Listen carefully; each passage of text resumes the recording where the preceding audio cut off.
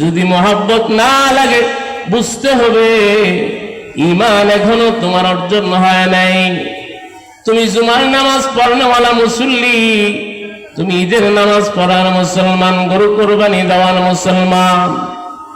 এই জন্য মুসলমান ইমানদার দুই ঠান্ডার নামাজ, একটা হলো আসরের নামাজ আর একটা হলো ফজরের নামাজ। আসরের নামাজ পড়া বড় কঠিন, জোরে কাম।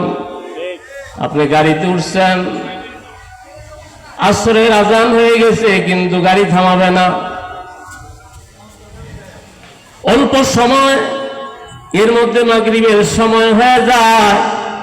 তো আপনি যদি আসরের নামাজ না পড়েন গাড়ির মধ্যেই সময় শেষ। ড্রাইভারকে যদি বলা হয় ড্রাইভার আমি নামাজ পড়বো, ড্রাইভার গাড়িতেই পড়েন, কথা বলেন না। ওযু করবো কয় তায়াম্মুম করেন, জোরে বলেন। তায়াম্মুমের ফরজ কয়টি? হ্যাঁ, জানাজার ফরজ কয়টি? মাশাআল্লাহ মাশাআল্লাহ, আরো বলেন। হ্যাঁ, জানাজার ফরজ কয়টা? হায় হায়, আমি তো জানি নারায়ণগঞ্জে ফিরের অভাব নাই। নারায়ণগঞ্জের মানুষ যে জানাজার ফরজ পারে না। ও নারায়ণগঞ্জের মানুষ, আপনারা জানাজার ফরজ পারেন না। নারায়ণগঞ্জের মধ্যে মানুষ মারা যায় কি যায় না? জানাজার নামাজে যান কি যান না? এমন সময় যা হাজির হয়ে গেলেন, এক তাকবীর হয়ে গেছে অথবা দুই তাকবীর হয়ে গেছে, আপনি তাড়াতাড়ি গিয়া জানাজার নামাজে শরীক হইলেন। আপনি শরীক হওয়ার পরে দুই তাকবীর পাইলেন, ইমাম সাহেব চার তাকবীর দিয়া সালাম ফিরাইয়া দিল। আপনি বলেন তো, আপনি কি সালাম ফিরাইবেন না আপনি দাঁড়ায় থাকবেন? আমাদের দেশের মানুষ তো ইমাম সাহেবের সাথে সালাম ফিরায় ফেলে, কথা বলেন ঠিক না ঠিক? জানাজার নামাজ হয়েছিনি? হ্যাঁ, আপনারাই ফতুয়া দিলেন। এই দেশে মুফতির অভাব নেই, ঠিক না ঠিক? 3 তালাক দিছে, 3 তালাক দেওয়ার পরে আমার কাছে যায়, হুজুর কাম তো ঘটাইছি। কি কাম? 3টা তো কইছি, 14টা পর্যন্ত কইছি। কয় কি কয় না, 1 তালাক 2 তালাক 3 তালাক তোরে দিলাম 14 তালাক। বলে কি বলে না? ফতুয়া কি দিবে? মুফতি সাহেব। মুফতি সাহেব বলে এটা শেষ। তো না হুজুর কি কর, আমি রাগ হয়ে দিছি। কি হয়ে দিছি? রাগ হয়ে দিলে কি তালাক হইব নাকি? রাগ হয়ে যদি বিবাহ করে, বিবাহ হবে কি হবে না? মানুষের তালাক কি রাগ হয়ে দেয় না খুশি হয়ে দেয়?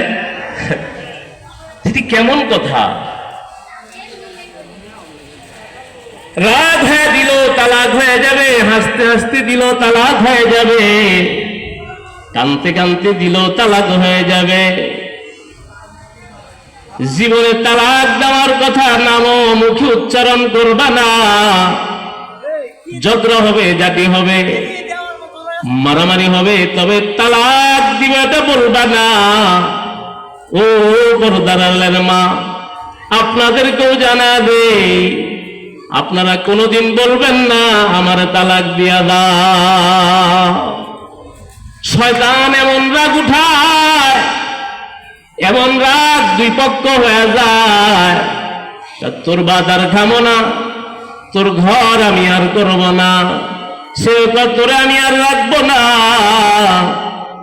এক পর্যায়ে শতাংশ তালাক দিয়া দে। 1 তালাক 2 তালাক 3 তালাক দেওয়ার পরে এখন মাথা ঠান্ডা হয়ে যায়। বন্ধুরা কি করলি, বাচ্চা কাচ্চাগুলো কি করবি?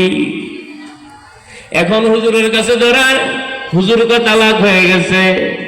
একজনের কাছে যায়, আরেকজনের কাছে যায়, আরেকজনের কাছে যায়। এবার ফেসবুক শরীফ খুলে, ইউটিউব খুলে কি খোলে না? কথা বলেন। এবার মুফতি সাহেব কারেদা মানছে, ইউটিউব মুফতি সাহেব। ইউটিউব মুফতি সাহেবরে জিজ্ঞাসা করে, আপনি বলেন তো একসাথে 3 তালাক দিলে তালাক হবে না? একসাথে 3 তালাক দিলে তালাক হবে না। বলেন দেখি, একটা লোক ক্যান্সার রোগে আক্রান্ত, এ বলতেছে আপনি ঢাকা ক্যান্সার ইনস্টিটিউটে যান, কে বলতেছে নারায়ণগঞ্জে একজন ক্যান্সার বিশেষজ্ঞ ডাক্তার আছে, ওনার কাছে যান।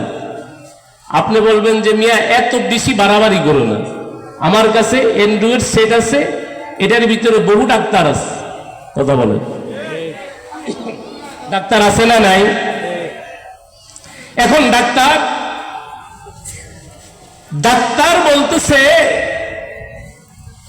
যে আপনি এই ওষুধ খাবেন, ক্যান্সার রোগী মানবে? তার গার্ডিয়ান অভিভাবক কি মানবে?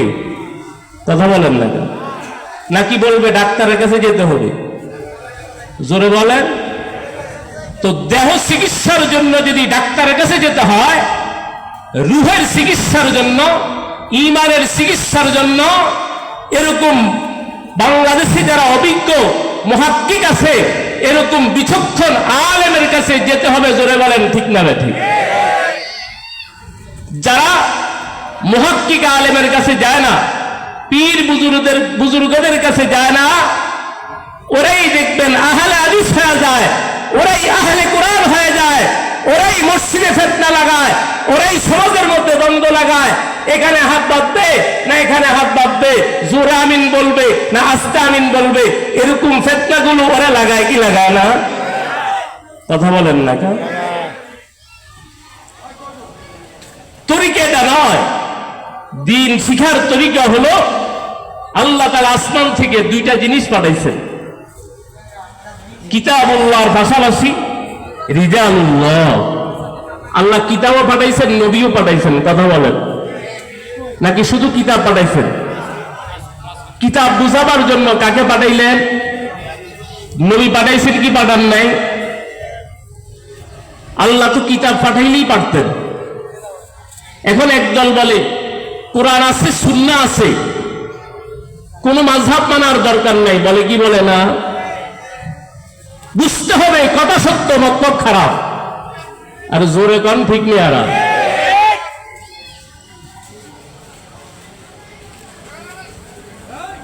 এরা সব ইহুদিদের দালাল, ওরা সব ইসরায়েলের পক্ষ নিয়েছে। কথা বলেন ঠিক না ঠিক? হাজার হাজার নারী শিশুকে তারা অকাতরে হত্যা করেছে, শহীদ করে দিয়েছে ফিলিস্তিনের ময়দানে।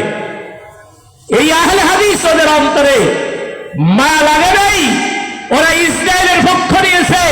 এর দ্বারা স্পষ্ট প্রমাণ হয়ে যায় এদেশের আহলে কোরআন, এদেশের আহলে হাদিস ওরা মুসলমানের বন্ধু নয়, এরা হলো ইহুদির দালাল। কথা বলেন ঠিক না বেঠে?